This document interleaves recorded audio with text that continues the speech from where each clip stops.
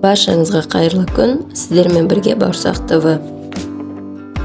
Бүгін базардан бір қорап қара өрік сатып алдым. Қара өріктен тосап, компотты алғаш рет дайындауым, нәтижесін сіздермен бөлісетін боламын.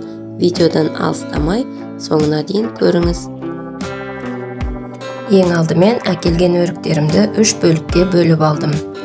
Біреуін тосапқа, біреуін джем жасауға және бір бөлігін компот жасауға бөліп алдым. Өріктерімізді дұрыстап отырып жуып аламыз. Компотқа ішіндегі кішкене қаттырағын, бүлінбеген, қотыры жоқ, сондай таза түрлерін алуға тырыстым. Банкаларымыз бен қақпақтарымызды да 10-15 минут стерилдеп аламыз.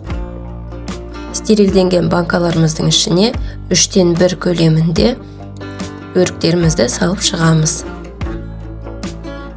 Жанына басқа да жидектерден, алма, жүзім қоссаңыз да өз еркіңіз. Жаңа видеоларды жіберіп алмас үшін арнамызға тіркеліп қоңырауды басып қойыңыз. Өріктерімізді салып алған соң үстіне қайнап тұрған ыстық суды құямыз. Суды алдығашан үлкенірек кастрюльге молынан көбірек қайнатып дайындап алыңыз.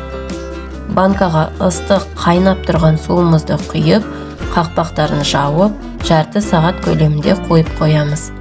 Банкамыз кішкене салқындай бастаған уақытта суын қайтадан кастрюльімізге құйып аламыз.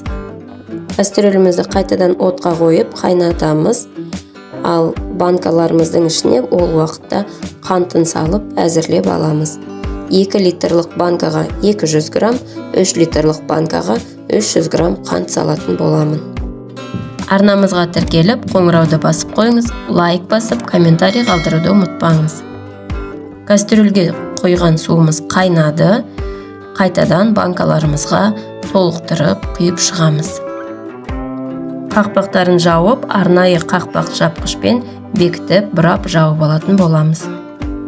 Қақпағыңызды бұраған уақытта бір келкі тегіс болып жабылуын қадағалаңыз, астында кедір бұдырлары қалып қоймау қажет. Осылай банкамызды төңкеріп, су ақпай ма тексеріп аламыз және ішіндегі ерімеген қантын шайқап ерітіп аламыз.